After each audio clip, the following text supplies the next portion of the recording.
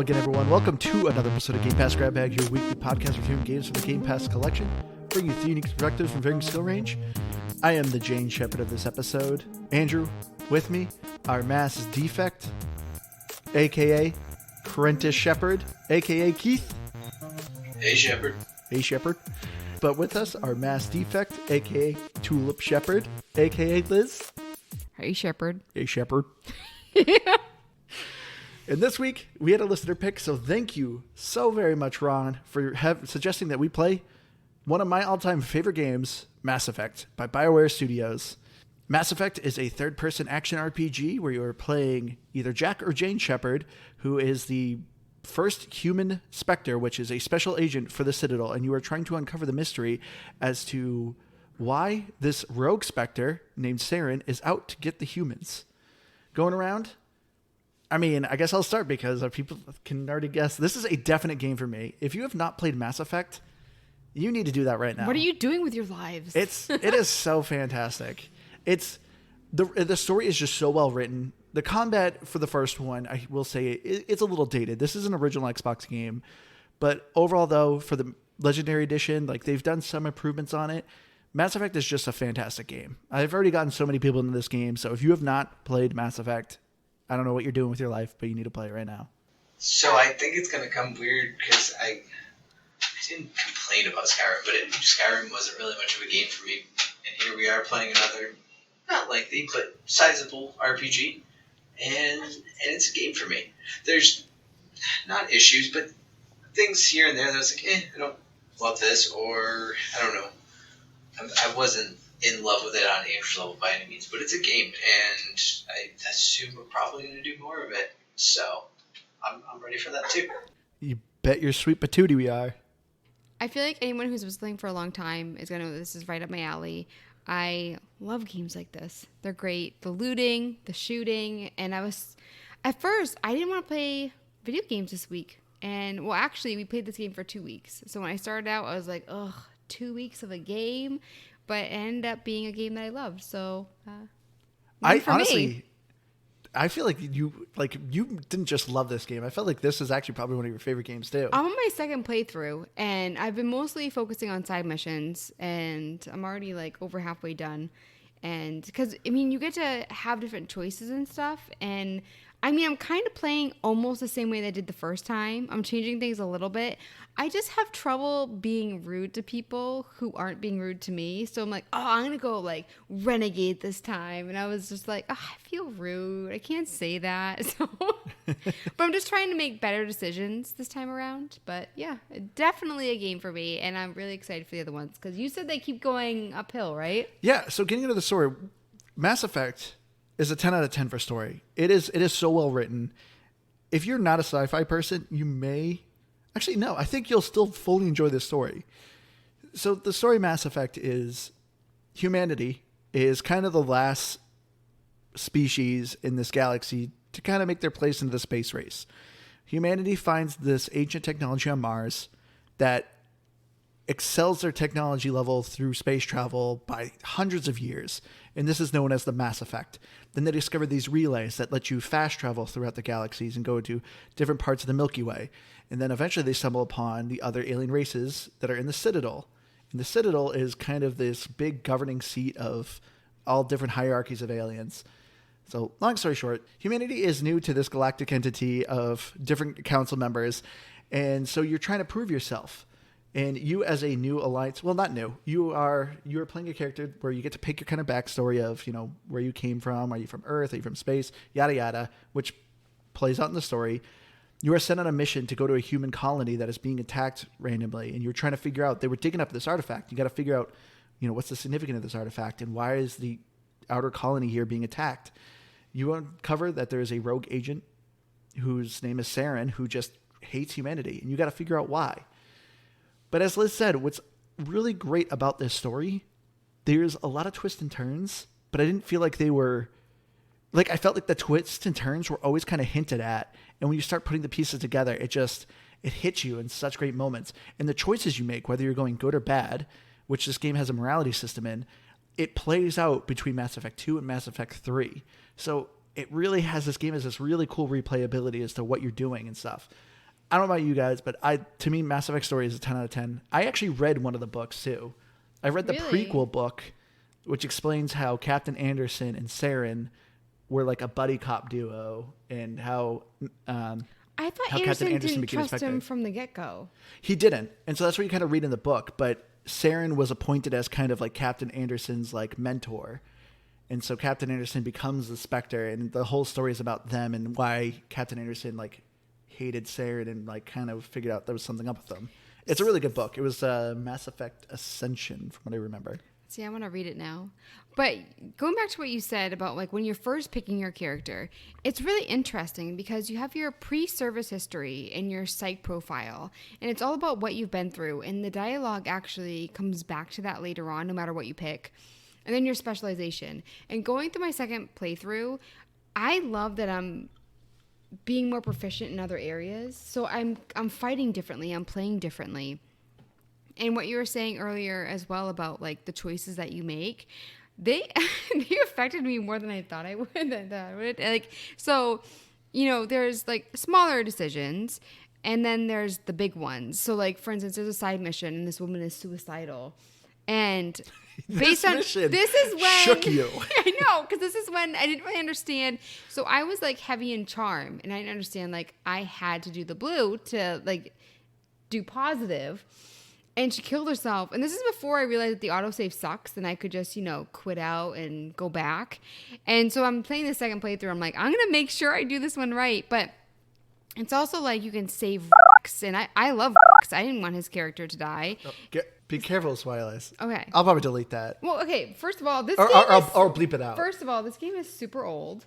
But anyways. It is, but if you haven't played this is an experience. Okay, let me No, I'll just bleep out the guy's name. And then there's also, you can get people to turn themselves in if you are good at intimidate or charm. Or I think sometimes it's one or the other, because I really struggled with that.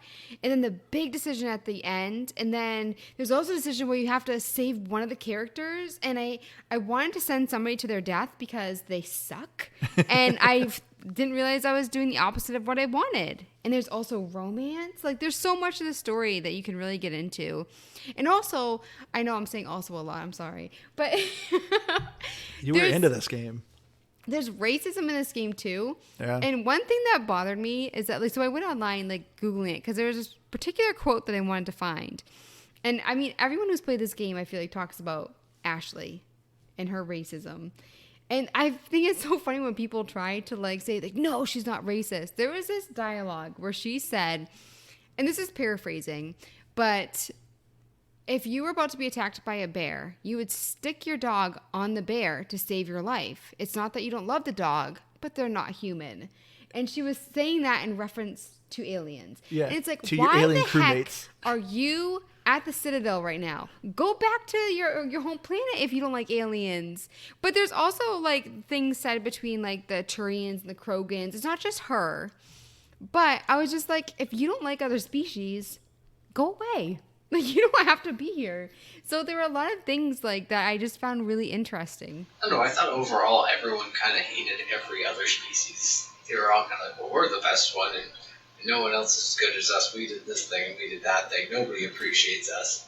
Yeah. Okay, but if you take I'm not defending her. I'm not defending her. I'm just saying in general, I'm just saying, like, if you look everyone at kind that of sucks. quote and you put, instead of like aliens, if you put like a different color of skin or a different gender or a different sexual orientation, yes, you're gonna be raked through the coals. Yes, and you should be. That's yes, an awful exactly. thing to say. But what I'm saying is, like, I don't think anybody said anything as bad as that, and that's just the dialogue that I've seen, because obviously your choices kind of dictate. But like the other like kind of racist thing was like when Garrus was talking to Rex about his kind of view on Krogans, and it was not nearly as bad as that. No, like, that was like the worst I've seen. But that's why I'm just like, I think it's so funny when people are like, Ashley isn't racist, and I'm just like, okay.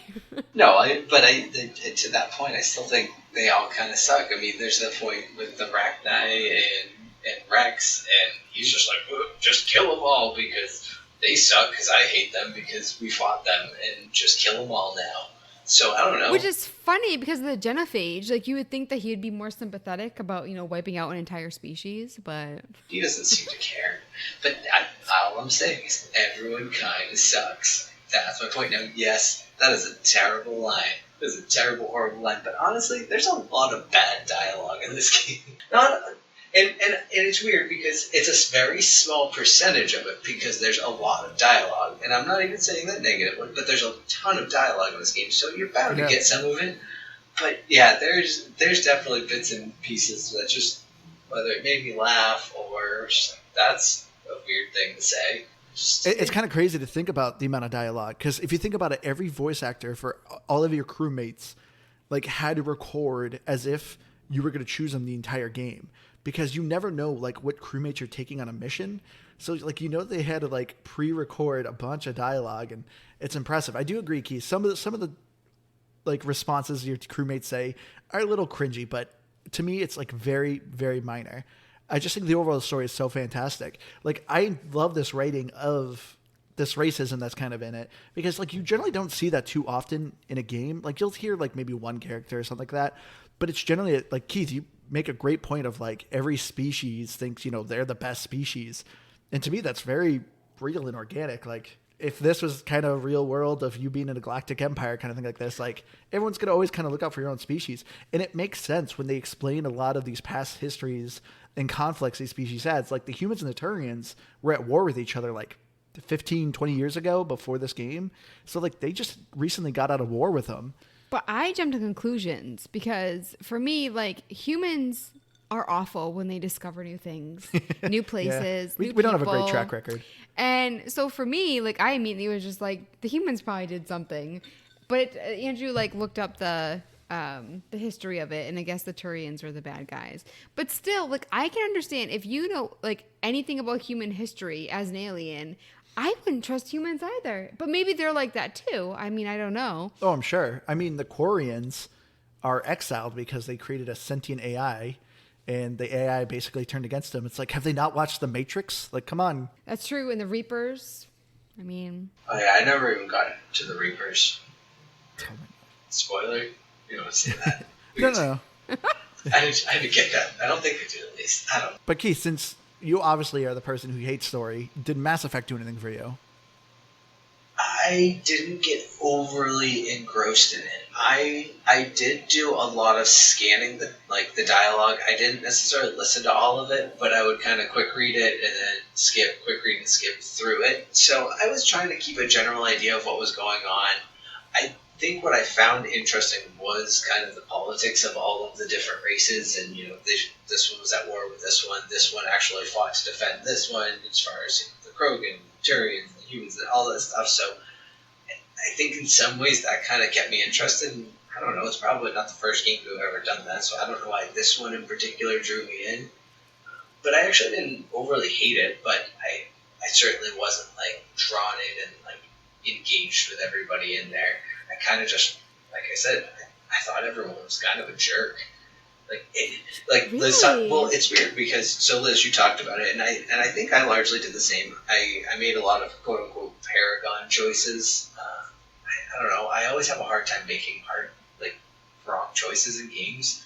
There's generally no consequence because, you know, real life, no video game and all of that. But I'm just like, oh, I don't know. I'm going to try and do this. And like we talked about in Skyrim, like, well, what if I meet this person? What if I do something, they die, and then I can't, you know, shop at their store later in the game? So pretty much always keeping people. But man, there were so many people that I was like, I don't know. I have like 3 options of like who I could choose to die here, or who gets turned in, who gets what. I'm like, can I just complete all of these and you all suck? I don't know. That's kind of my general thing, and not even because of bad writing, just because they were just all garbage characters. Like your squad mates? Yeah, squad mates, just generally like, was it on Novaria, I think? Yeah, where you're trying to get the pass, and you can help the smuggler, you can help the leader of the planet, or you can help the guy with his office. And I'm just like, I don't know. You seem like you're all lying about something, and nobody's really up to any good, so nobody's really doing a good thing here. I'm just bad in all situations. See, that was like my least like, so for me there was a lot of people that were doing awful things, and so I'd have options to kill them, or sometimes like my charm wouldn't be high enough, like I went to another planet before that one and I would just automatically kill them. But there are some people I was just like, no, you deserve to die. You're killing like a ton of people. I'm not gonna be sad if you go. So how did you guys play? Paragon was the good side, Renegade is the bad side. What were you guys trying to aim for?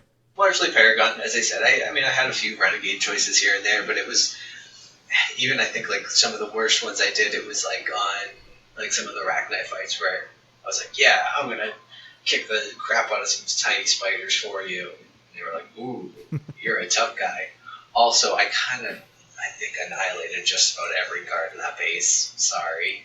I don't know. I did something. I tripped an alarm. Bad thing. Everything started shooting at me, and I just shot back. You hacked the door that you weren't supposed to go in. Yeah. I did that once, and I reloaded my save because I was like, whoops. I almost did, and then I'm like, you know what? At this point, I know there's consequences, but I'm like, I don't know. I don't really care. I'm just going to get through this, and yeah, everything's shooting at me. Because the first time I did it, I got annihilated by the turret that was, I don't know, pointing at my head when I hacked the door. And so the second time I came prepared, hid behind my squad mates and let them take the fire. And then I killed the turret. The first time that I used Renegade, I hit the Renegade option twice and I killed somebody, and I was like, oh crap. But then I went back and I did Paragon and I still killed him. But I didn't know that for the longest time until I obviously went back and played the game again. But for me, I did a lot of Paragon. So I mostly try to do Renegade because Renegade, to me, it is a lot of fun. And I also love the dialogue your character has when you're going Renegade. But that being said, there's some choices this game gives you that, like, I know it's a video game, but every ounce of humanity in my body, it's like, you cannot pick this. This is so awful. I'm like, am I going to commit mass genocide for story's sake? And I'm just like, I cannot convince myself to do it. Because even the thing that always really kind of got me, I felt like Liz here. My squad mates are saying things like, you can't do that. That'll be awful. And I'm like, I don't want to let my squad down. I don't want them to see me being a monster. So I'm like, hey, fine, I'll let this person live. Well, what Keith was saying earlier about like skipping through dialogue, I would accidentally, like, I would skip through and then it would hit the next selection, even though I didn't hit it twice. And so thank goodness the autosave sucked. I kind of went back and forth with that, where I was like, I hate this autosave. Thank goodness for this autosave. Like, it was back and forth. And so for me, like, I would actually like go back pretty far to like fix things.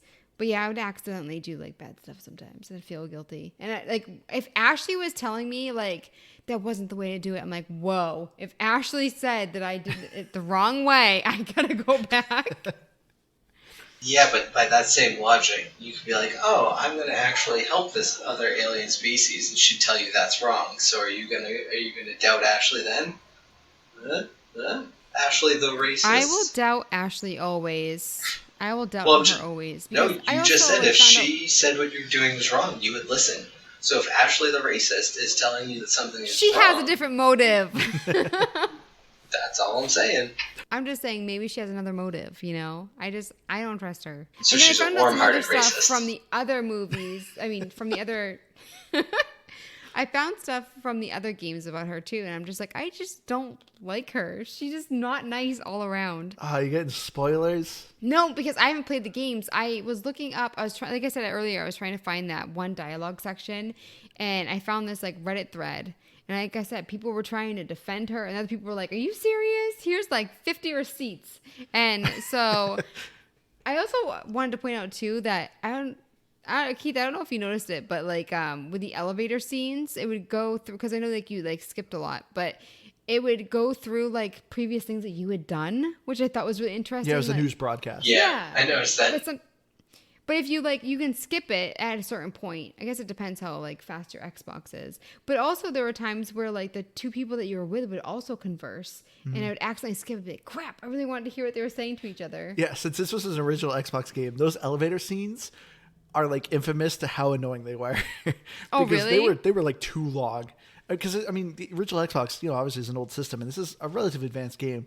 Those were like 30 to 45-second elevator rides, and you know, being on the Citadel, like you're traveling through a lot of these different sectors. So you're going on a lot of elevator rides.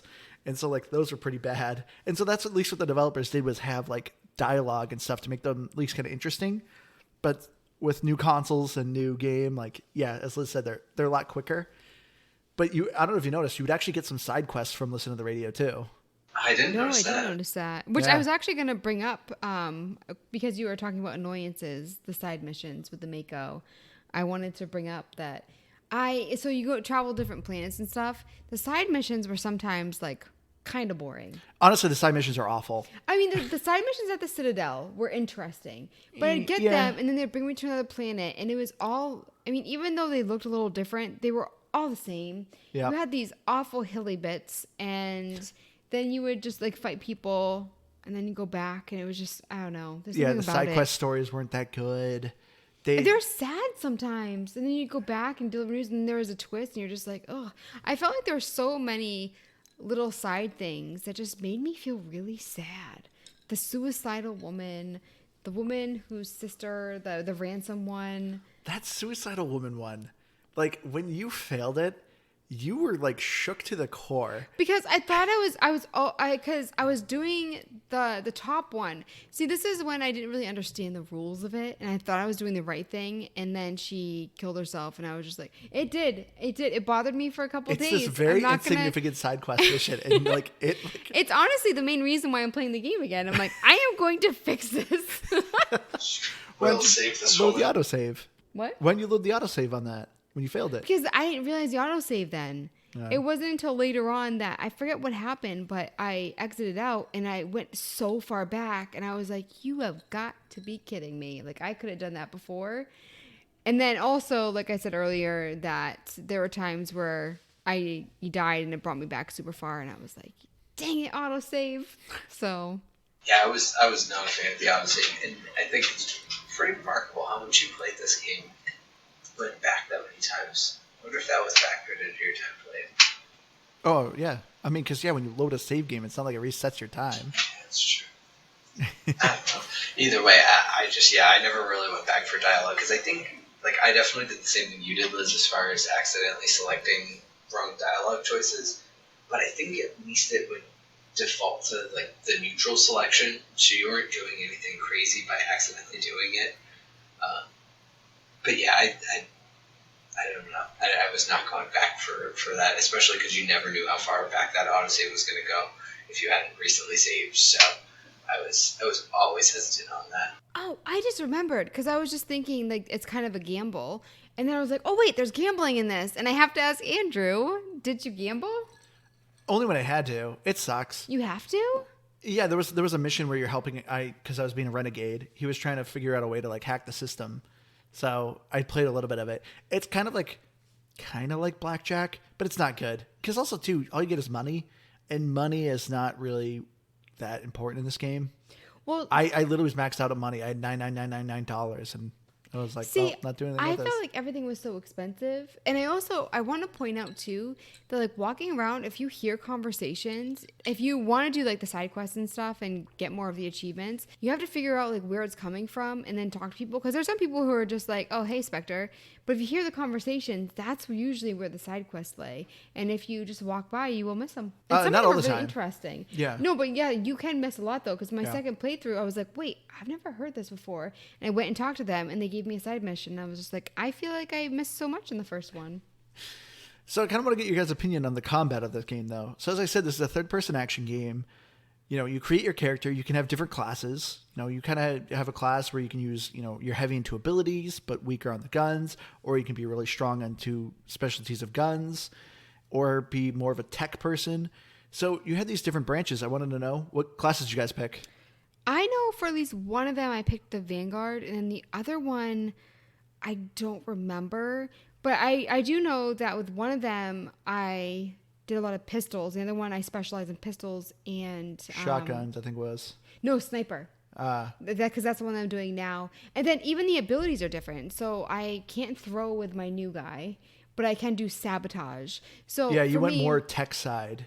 Yeah. So for me, like, I definitely stayed mostly with the pistol. I kind of wish I used the shotgun more, but I mostly did for both sides. I did the sniper and the pistols, and I think it worked well for me.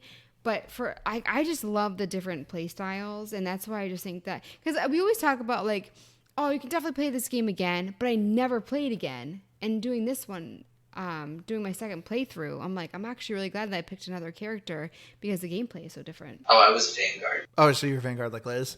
Yeah. So I went with the generic soldier because that's kind of like the default. So my character was specialized in just every gun. Because, I just like to keep it simple. I just like to use my allies' abilities. Do you remember what the other one I did was? Was it Adept or? Yeah, your first one I think was an Adept. You were mostly into biotic powers. Okay. So I think you were a straight up Adept. Okay. But it's funny. I remember when you first started playing, though, in typical Liz fashion, you always used the sniper rifle. And you were sniping so many crotches. Oh my god! It was impressive. I will say, if a person's head was just on their crotch, you would probably be like MLG level pro. It was the same with like, so those things that like bounce around, they're like crawlers and stuff. Oh, They would get them in the air. I was so bad at shooting them when they weren't in the air. But I would always aim for the crotch. And I don't know what it is. I don't know how to fix that about myself as a gamer. And maybe I just always aim low, which is weird. But yeah, I did that a lot. I noticed it as well this time. I mean, it's definitely an aim thing, because I'm not as bad as you are by any means, Liz, but I definitely have a tendency to not hit as many headshots overall when I'm doing shooting games, because I don't aim high. I took a clip though that was impressive even by your standards for crotch shots though. It was like an ambush scene or like a hostage scene you walk into, and it's just a quick firefight, and I think it was like the last guy punched him square in the face, and then boom, finished him off straight between the legs. So it was pretty impressive. I will say the second time around, I feel like I was so much better with my guns, because Andrew actually told me, you just hit left bumper like once to switch, where I'd keep doing like the radial. That's why I didn't like switch my weapon as much. And so the second time around, I was really focusing on my sniper, which, it was in my skill tree that I could really, do well with that. And when I got to a point where it would just throw people, I got so excited. I was like, I need to do sniper more. I was getting so pumped about like the different combat styles. And it would just knock them right on their keister. And then I would just keep hitting them because they were shocked. And it was great.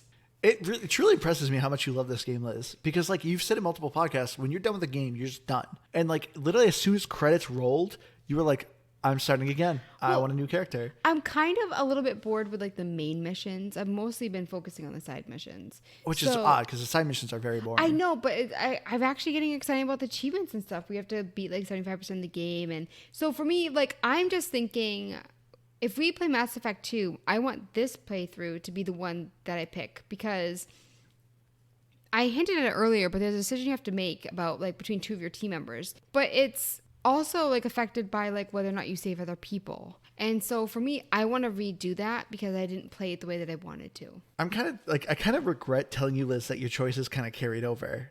I kind of should have like left that mystery for you and just kind of let you play the game and do the way you wanted to, and then be surprised on the choices that you made. I was rather upset that you didn't tell me about the choice between picking which crew member out of the two would die, because now I feel like I have to play over for that.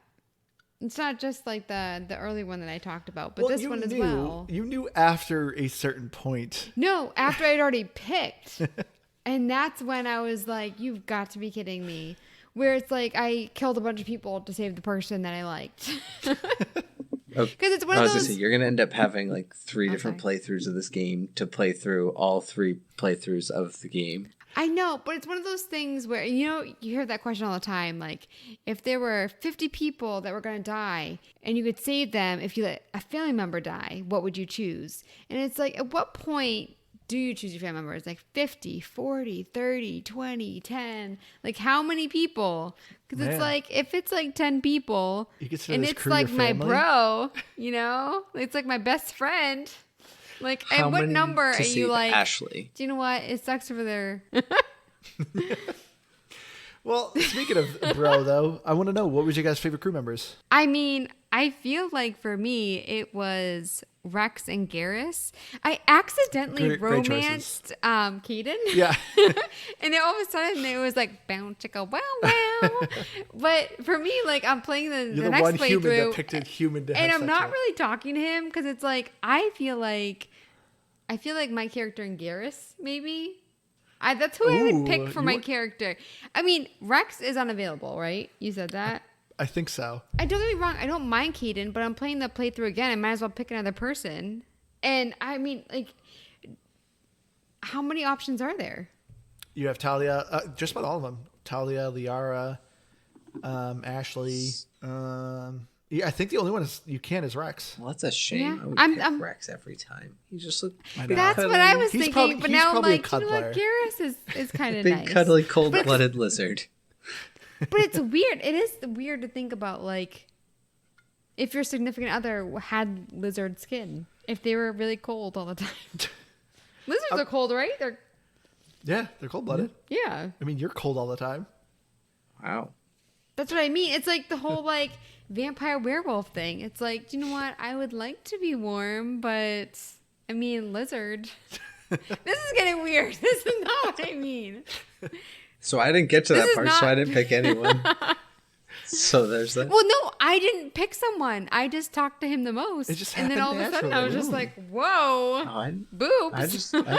I just didn't talk to any of them between missions. I just picked missions and then I carried on. I had no time to.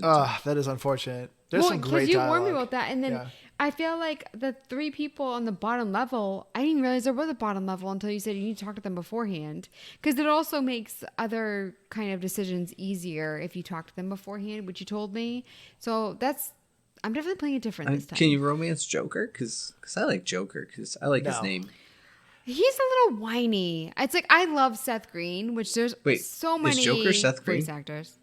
How did you not pick notice? that up? How did you not pick that up? Oh gosh.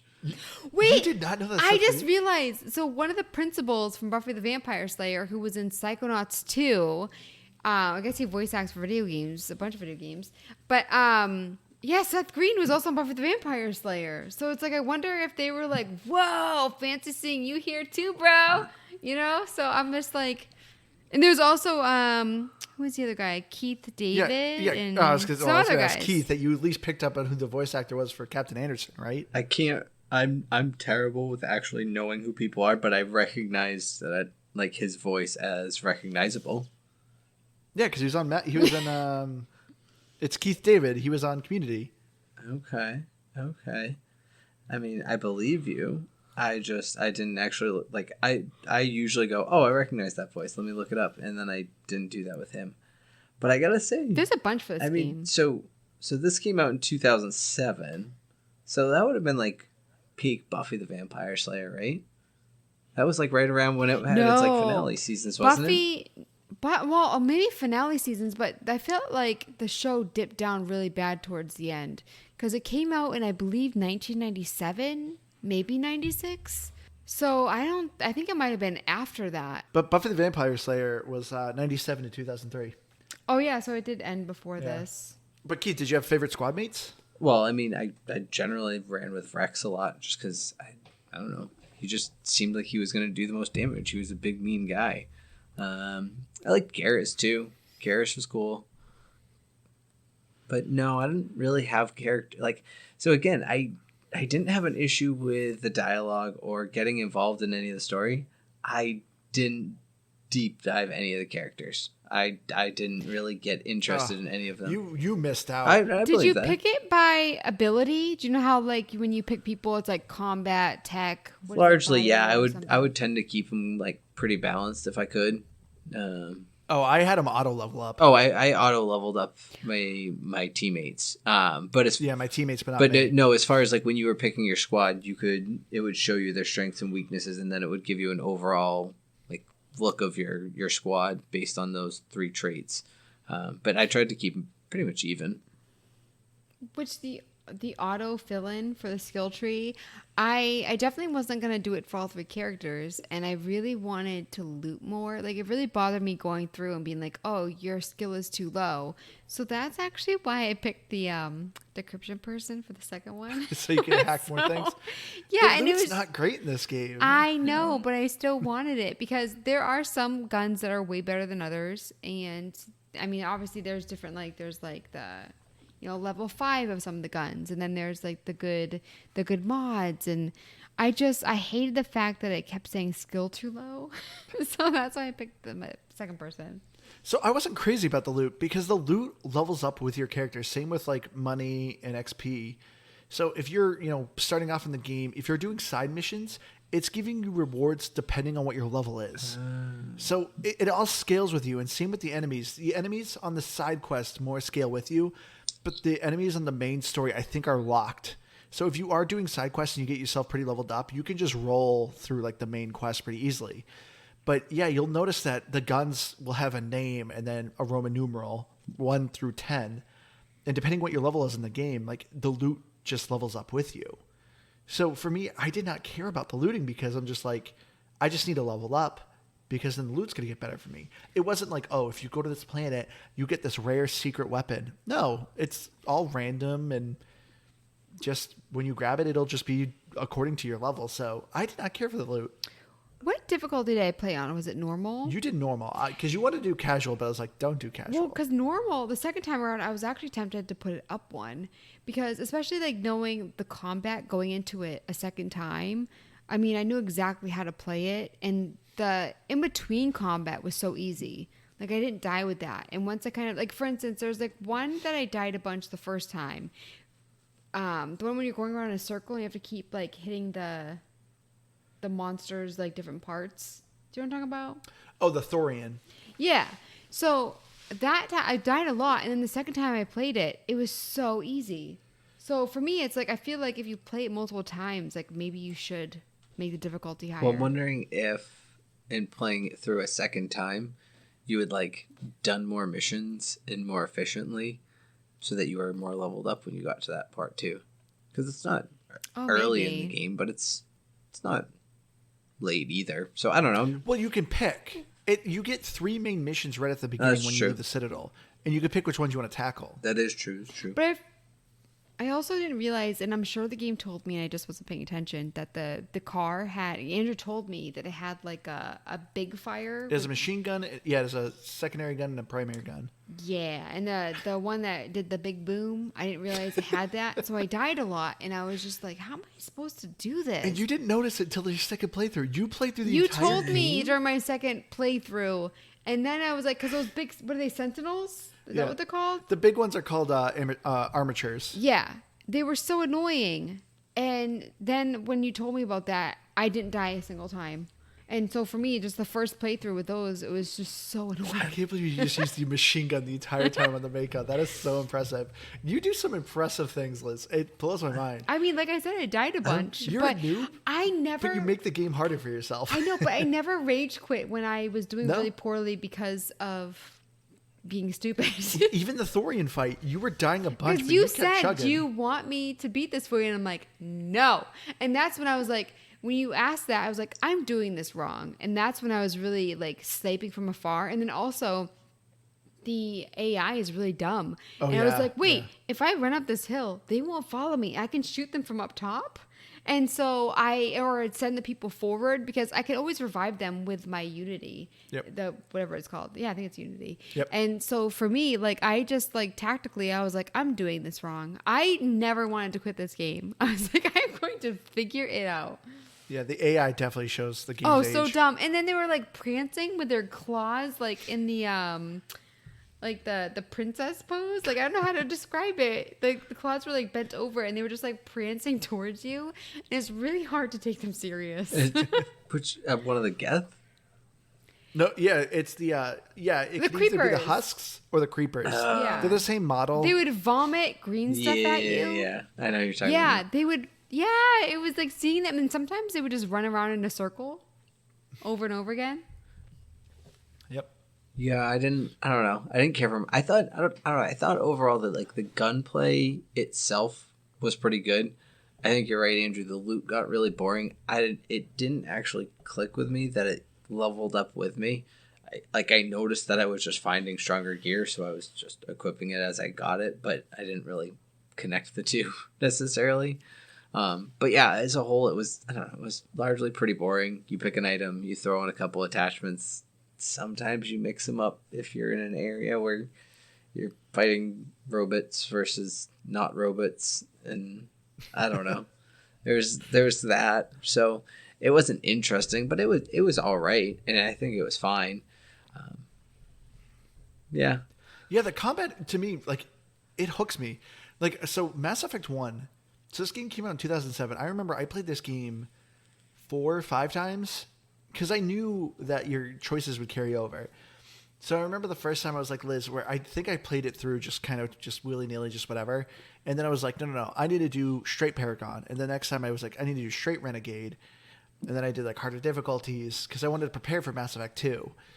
And I remember there's a lot of things like the leveling up of the equipment, like I didn't pick up on until probably my second playthrough when I noticed that the gear just got better with me. Well, I mean, I don't know. I guess part of my point is that it didn't really matter because it doesn't hinder anything not knowing it. It's more just like oh yeah, I guess that kind of makes sense. And if anything, it kind of just makes it less interesting because at least when you don't realize it, you're like, oh cool, new weapon, cool. This is a higher level. This is exciting. And then when you realize that, like I just did because you told me, I went, oh, that's kind of disappointing actually. But I will say, like, so this is the first time I've played this game, I think, honestly, since it originally was on the Xbox 360. So it's been a while since I played the first Mass Effect. And after playing Mass Effect 2, like playing Mass Effect 1 here, I'm just like, man, I can't wait to play Mass Effect 2. Because everything I hated or had complaints about with Mass Effect 1, I feel like they fixed in 2. And like, as much as I enjoy the combat in 1, I feel like it is rather basic. You know, it's basic cover shooter, you know, hide behind cover, pop out, shoot someone, you know, rinse, repeat, and maybe throw some special powers. But yeah, I don't know. I thought the combat was good. I'm surprised it hooked you so much, Liz. I mean, I thought it was really easy at some points and then challenging. And so for me, like, I also just love playing around with the weapons. Like, that was the big thing for me where I was just enjoying that. And then also, like, the different mods and even, like, the skill tree. So for me, that's why I found it so interesting. No, I get what you're saying because as far as like the kind of ongoing combat throughout the game, it got tedious. It got a little bit repetitive at times because I didn't think there was a ton of enemies, but the boss fights were all right and somewhat challenging. But I also agree too, where the like mixing up the guns was fun, and I actually liked that it seemed noticeable when you equipped your teammates with like the weapons that they were strong in, that they actually became noticeably better. That was something I didn't take advantage of enough or pay attention to enough, I guess. Well, I also think some characters, like the side characters, were also like weaker than others. And then I don't like, for instance, like I was trying with Caden. I gave him the mods and he just kept falling, man. And I was just like, listen, just carry like some weight. And Andrew, please delete this if it's a spoiler. But we both found it interesting that with the final boss, like you can actually have him like shoot himself. What? Andrew's been saying that on so many episodes for so long. So he's no one to talk about spoilers. I mean, it's not like he comes back in a way. Yeah. Well, more for me, spoiler, it's just like it's. But for me, it's like having the charm or the intimidate, like really utilizing your skill tree. You can kind of change that. So does it cut like the final boss fight? It does a little bit. So I always say this. When any RPG I always play, I always max out charm on any character because I'm like, like there's always times where I'm like, this is going to come in handy. And for pro tip for Mass Effect, I absolutely 100% will say, if you're going Paragon, you know, you're leveling up your charm. If you're going Renegade, you're leveling up your Intimidate. Either one of those trees, make sure you focus on that. It'll be so useful because, I mean, Liz already said it, but it's one of the moments of this game that I think I just absolutely love. The final boss fight. If you have your charm or Intimidate high enough, you can convince the final boss to kill himself. It's such a wild moment. I absolutely love that this game kind of has this. I mean, there's more to the fight, but it's just a cool exciting moment in the story, and I love it. Well, throughout the entire game, you're kind of having this issue with you don't know how brainwashed people are. Like some people knowingly are doing these evil things, and other people it's just this like slow brainwashing. And so there is kind of this morality issue where it's like, you know, do you kill this person where you're not sure if they are evil or not? Like you're like, you know, it's like it's the same with like cults in real life. It's like how much of it is like you're just willing to do bad things versus are you just like really easily manipulated? So I felt like too, like there were times where you're like, you have the option of like for renegade, like you deserve to die versus like, do you know what? I trust you. I love the renegade like responses that you say. Because There are some where it's just like, yeah, I do want to kill you, but I'm trying to Be good good. here. so Mass Effect does one of those fun things where it gives you these text options. They matter. So it's got all those. We talk about that all the time. But the text option you choose isn't what your character says. It gives you like an idea of it. Yes. And I think I was telling Andrew, my favorite one of them, it was like you come up on some guards that don't fire on you, but they almost do. And the option was something along the lines of like, no funerals, no foul or something. I was like, I gotta choose that. And he's just like, well, you didn't shoot, so it's okay. That's a completely different thing, and that's very harmless. Like, yeah, that I would expect. Like, yeah, you didn't shoot me. It's cool. We're fine. Like, no, the other option was way funnier. Say that. Yeah, sometimes it was the complete opposite. Where, like I said, I was like, oh, this guy's being rude. I'm gonna sass him, and then I shoot him. I'm just like, that is not what I meant, sir. Whoa. Like it was just like.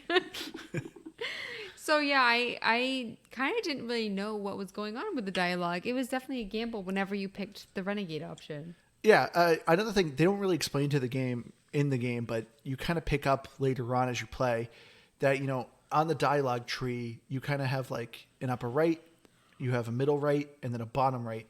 Upper right choices tend to be more of the paragon good choice. The middle right is like neutral. Bottom right is usually the renegade evil option. But it switches it up, and Yeah, sometimes the blue isn't what you want either, which is like usually like It the varies high slightly. charm. Yeah. But usually, like 99% of the time, the blue charm is like the really good positive. Yeah, so that's a little thing to figure out if you're trying to play good or bad, but it's just something you got to think about. But I wanted to ask you, so obviously Liz, you get my help, but Keith, you didn't. How well do you think this game explains things? Because starting over again, I did not realize. I felt like this game gives you very minimal tutorial. Yeah, I definitely thought there was a lacking in tutorial, and I didn't mind necessarily. I don't think I mentioned this. I played Mass Effect, I don't know, not 15 years ago, but probably 12 years ago, I bet. It wasn't new when I played it. It might have even been around when Mass Effect 2 came out, because I was like, oh, that's cool. I'm going to totally play it through Mass Effect, and then I'm going to play Mass Effect 2, and then I didn't do either of those things. So I don't really remember much of my time with it, but I think having played through a little bit made it easier. Now, I will say, like Liz, I didn't know that I had the big boom shooty on the Mako either, but I figured it out, I think, on like my second time in the Mako. No, my second time through the game. So like I didn't have many struggles, I think, because of it, but there'd be like little things that here and there that be like, oh, cool, I didn't actually realize I could do that. I must have missed, I guess, where a dodge roll was or a jump of any kind, because I never found those. No, there's Oh no my jump. gosh, That was I found sarcasm, the Andrew. jump with. Oh, and the Mako. I Yeah, I was wasn't. just gonna Nope, say, wasn't I talking found about the the jump Mako. with the Was Mako. just Oh! talking about in the game. Was just being very, very sarcastic. Well, he's probably thinking because in the Mako, I found the jump and I thought it was like the thrust. Yeah, You thought it was a boost, yeah. The The jump was the boost? worst And thing you so could do. I was like, It was yeah. already hard I enough was to like, why control. can't Why I would go I up make this it hill? worse? The Mako is hot garbage. It is a hot garbage on wheels. It is so bad. It was so bad In all because it fairness- felt like it was trying to be Halo, but it like Yeah. it was like Halo. The front lifts up randomly. It was like play school Halo. It just it didn't have all of the same parts. You were kind of just doing it Fred Flintstone style.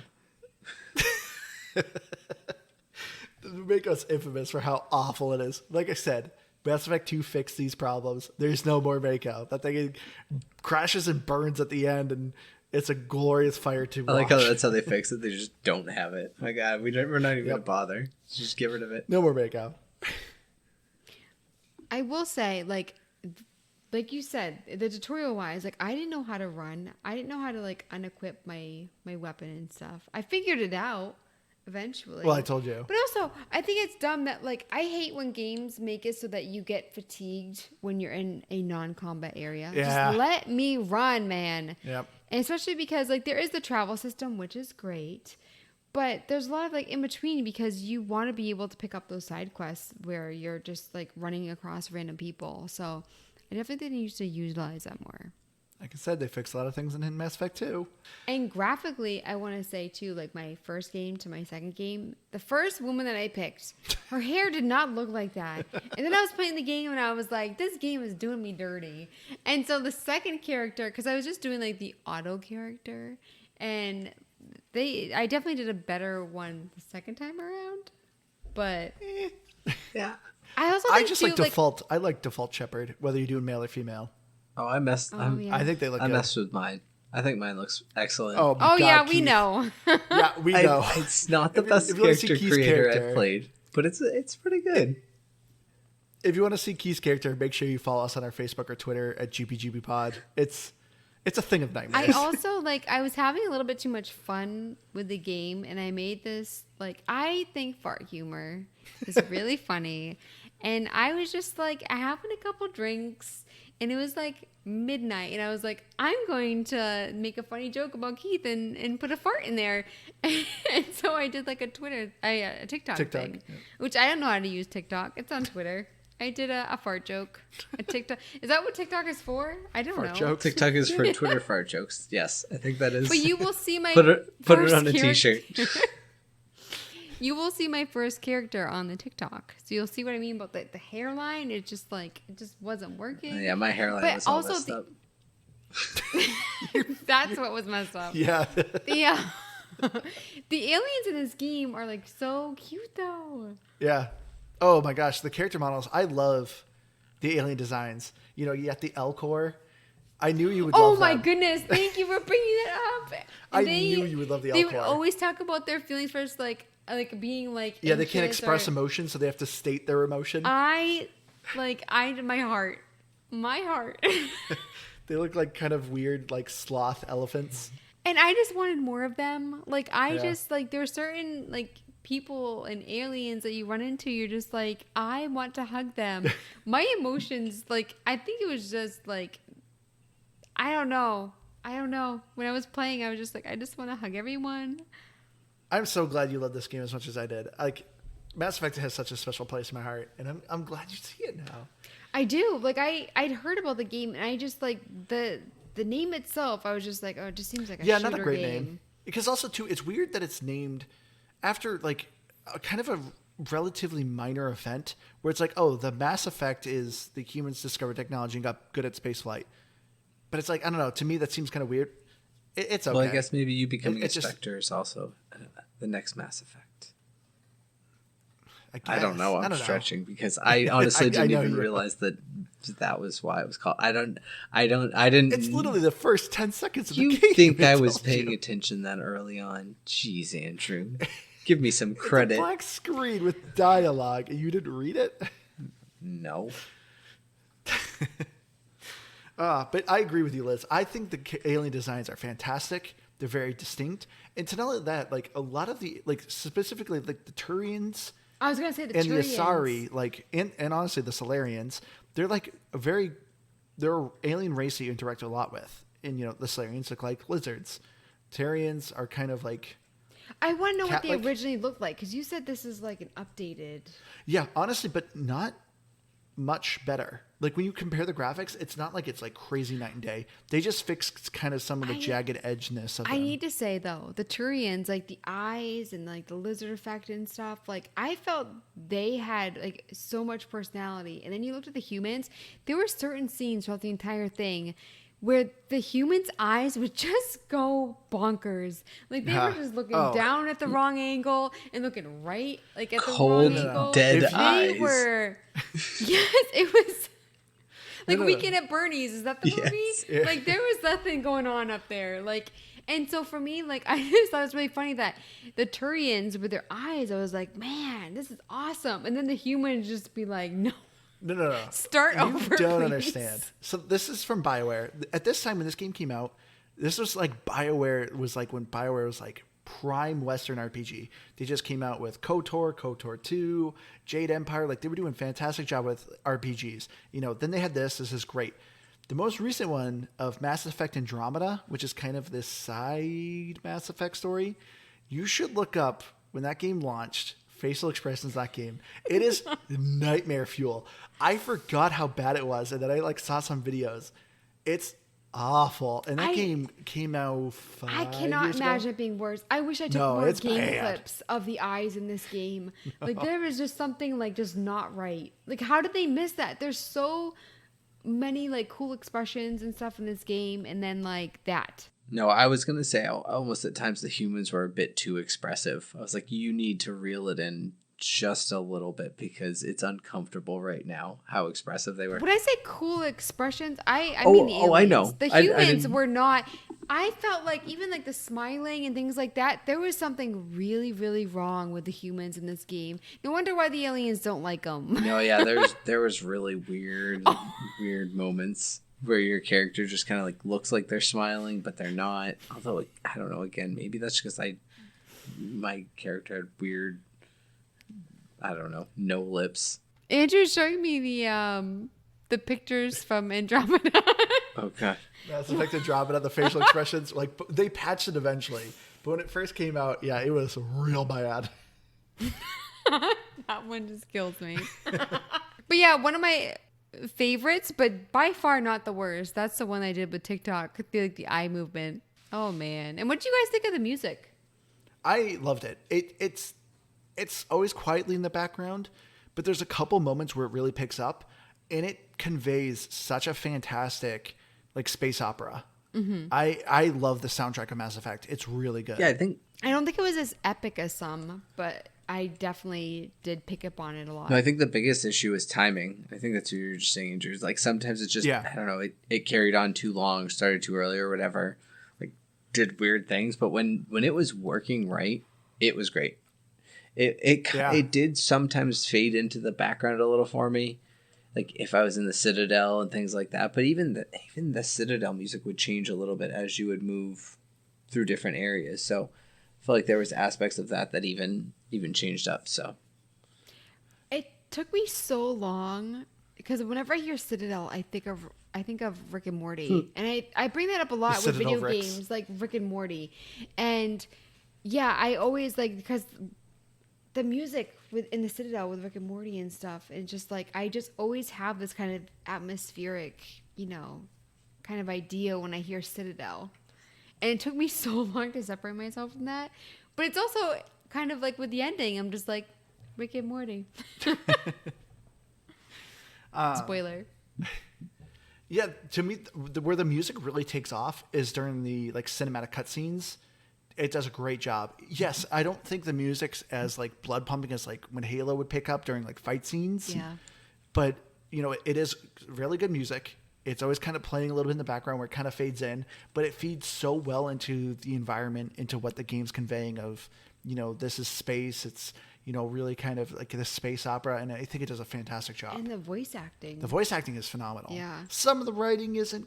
Some moments are kind of, but overall the voice acting I think is phenomenal. yeah, I don't know.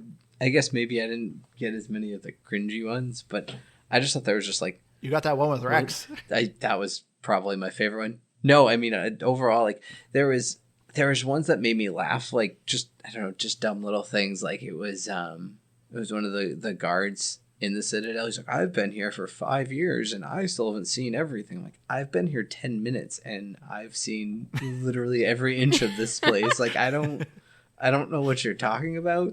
So there's like it definitely had those weird moments of just like that makes no sense. This is just dialogue for dialogue's sake.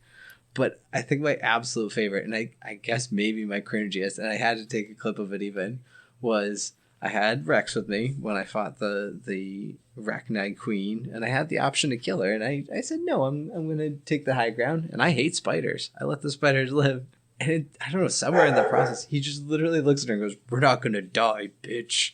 It's like she didn't even threaten us. She didn't say anything. She just was talking, and he was just, I don't know. It was. I forgot about and there's that not a big lot of decision. swearing in the game, so it was kind of like out of nowhere. I was like, what just happened? I think I was not expecting that. I know you loved Liz. You thought Rex was very sassy. Yeah, no, I love Rex.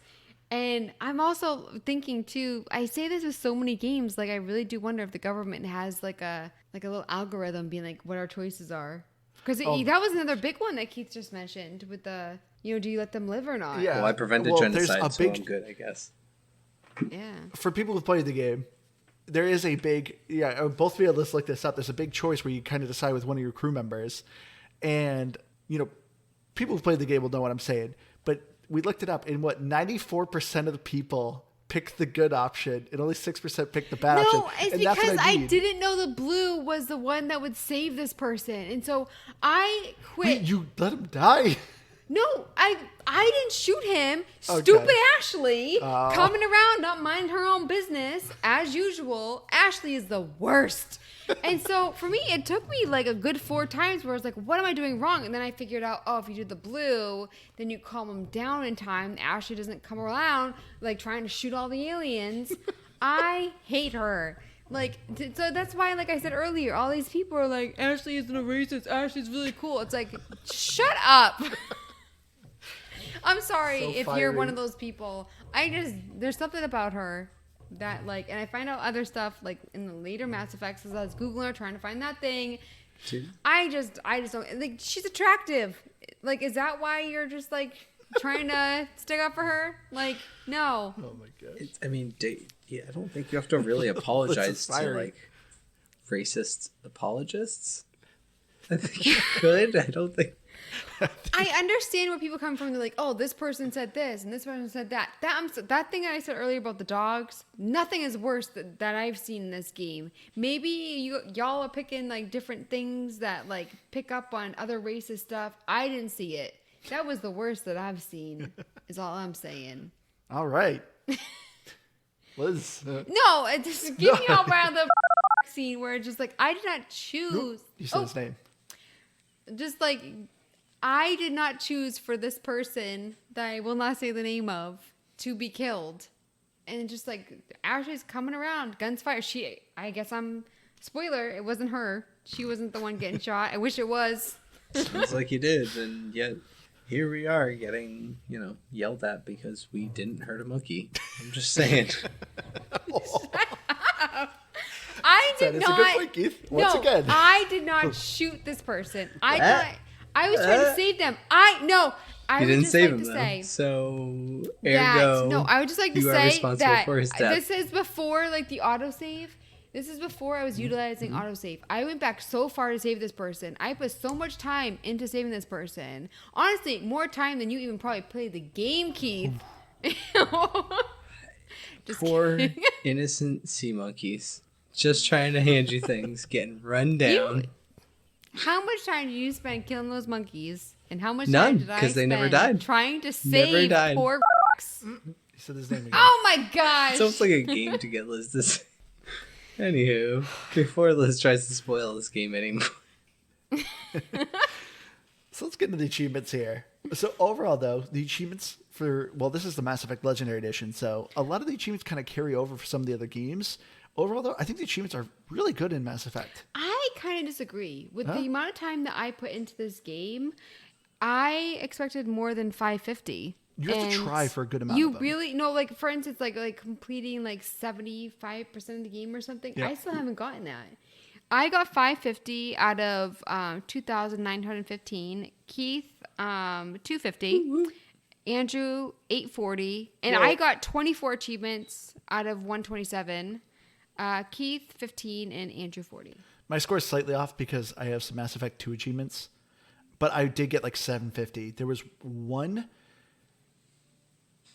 there's two achievements for Mass Effect that I did not get. So for people who are achievement hunters, overall, I think this is a pretty decent game for achievement hunters. Not too hard. Mass Effect's not too long of a game, too. This game alone is about 17 hours. If you just focus on the main story missions, which there's like 6, it's not a very long game. And there's 2 expansions that are included in the game, Bring It Down the Sky and Pinnacle Station. Both from relatively generic, but the choices you make in those are pretty significant in the sequel. So make sure you play the expansions of Mass Effect 1. But for missable achievements for Mass Effect, for people who are achievement hunters, there's one called the Archivist, where you are supposed to find and learn about all primary and secondary council alien races. At the very beginning of the game, you're supposed to talk to Captain Anderson and Nihilus, and they're supposed to tell you about the Protheans.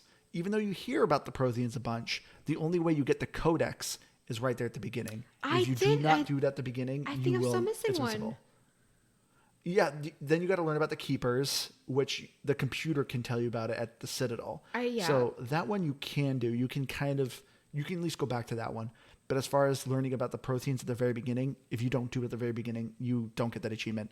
And then there is an achievement, of course, to beat Mass Effect 1, 2, and 3 on insanity difficulty without changing the difficulty. So those are kind of the 2 missable ones. As far as the other ones you got to work for, it's, use a certain amount of power so many times, but you can use your teammates' powers and it counts. So you just got to work for it a little bit. But overall, the achievements aren't very hard. Did you have other achievements? So this came out on 360, correct? Yeah, the Xbox 360, yeah. And so it didn't carry over and stuff, I'm assuming? What, the achievements? Yeah. No, it does. So this is kind of considered a separate game.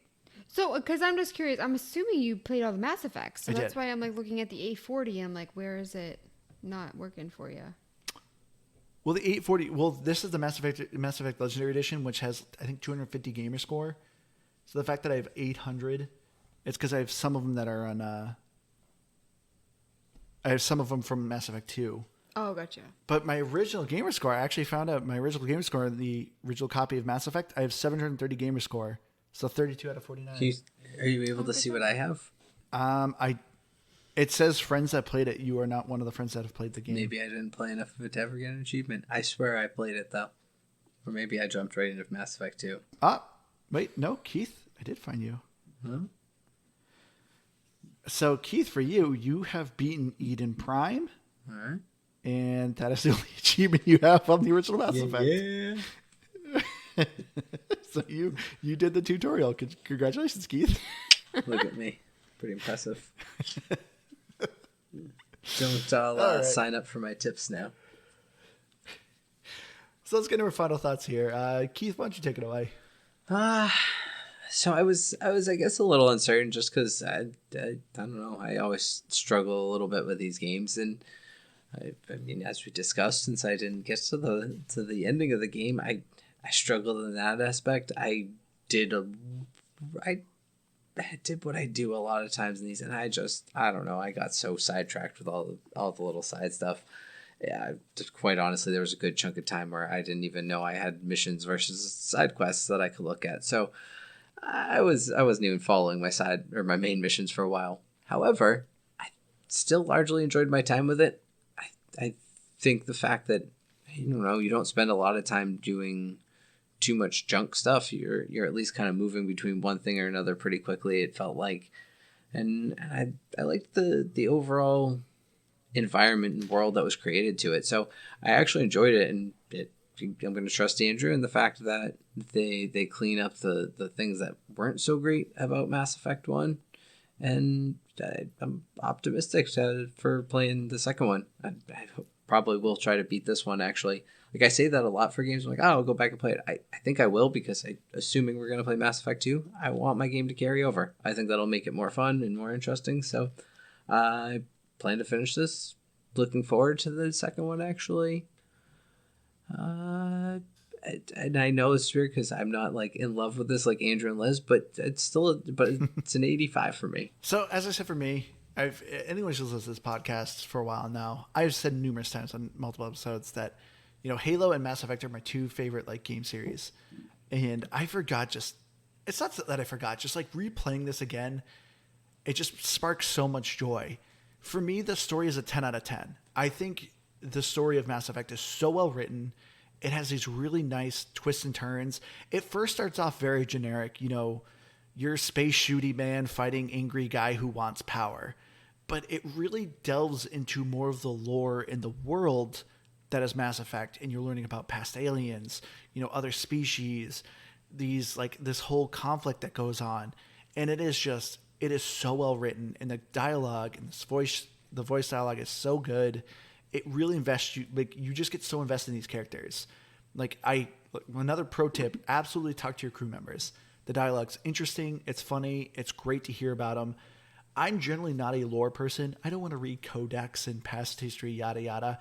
But this game does such a good job, kind of spoon feeding you it, that you understand the picture that is going on. But it's not something where I need to read a book to understand what's going on. It's so well paced. It's such a fun story.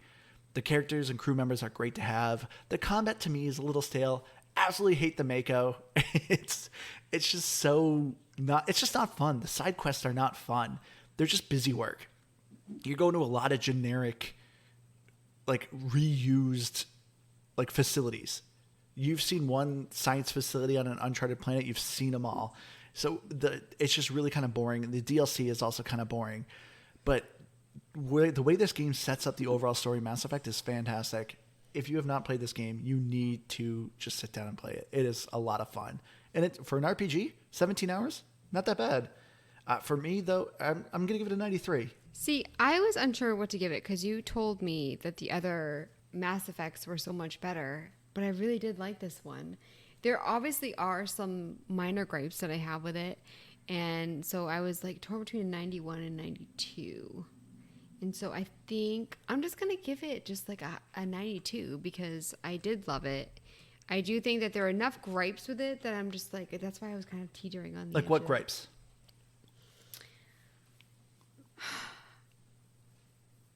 Like you said, with the side quests.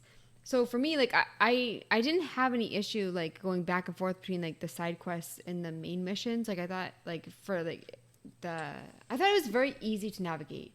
So for me, I knew the main missions. Wow, that's saying a lot coming from you too. I know, you struggle with navigation. There were things that I had trouble. There were things I had trouble with, for instance, learning how to run and tiny little things like that. But when it came to the skill tree, when it came to equipping the mods, when it came to figuring out on the journal what the main missions were and then the side missions, I do wish that they kind of had a better map system with figuring out where things were with the side missions and the main missions, being able to kind of, is the word toggle, have both up at the same time. That would have made it easier, but I knew okay, I'm going to Nevaria. I'm going to go to my side missions. Which ones are in Nevaria? Which ones are just finding the metals and things like that? I thought it was so easy to navigate. Wow. And so for me, I just you told me there was more little quality of life things with the other ones. So I guess I'm going to give it a 92 because the fact that I'm playing it through again, this time more focusing on the side missions.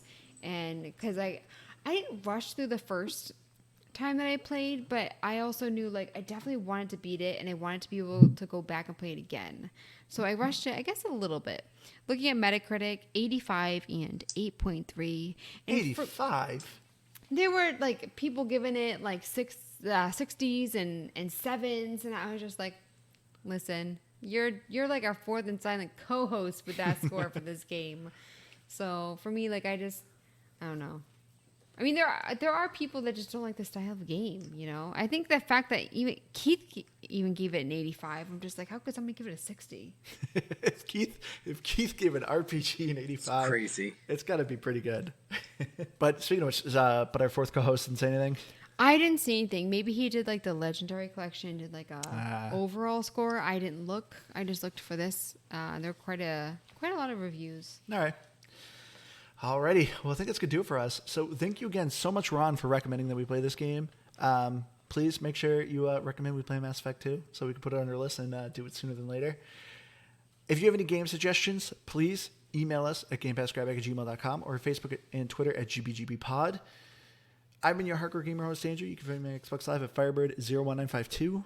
Thank you all so much who have gone and given us reviews on Spotify or Apple. We love you all. Thank you so much for taking the time and doing that. We appreciate it. We love getting feedback. We love when you guys write to us too. So thank you. I've been Keith. I fixed my audio halfway through this episode, so sorry about that first half. Stellar work. Yeah, We've only been doing this for 3 years. it's every so often I just, I forget how to do this.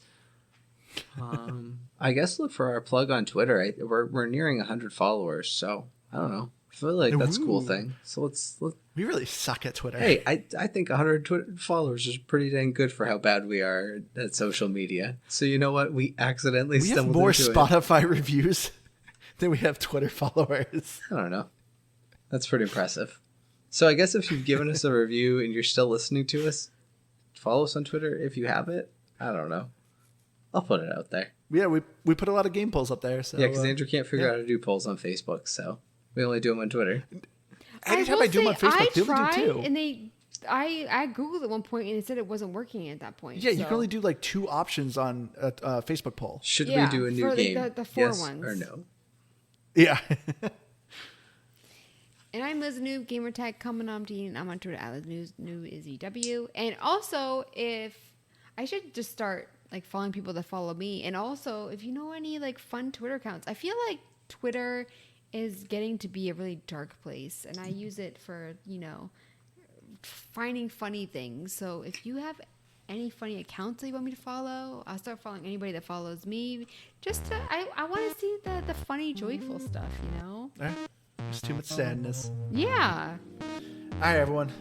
Thank you all so much for joining us. We love you all. We hope to see you again next week. Bye, guys. Hey.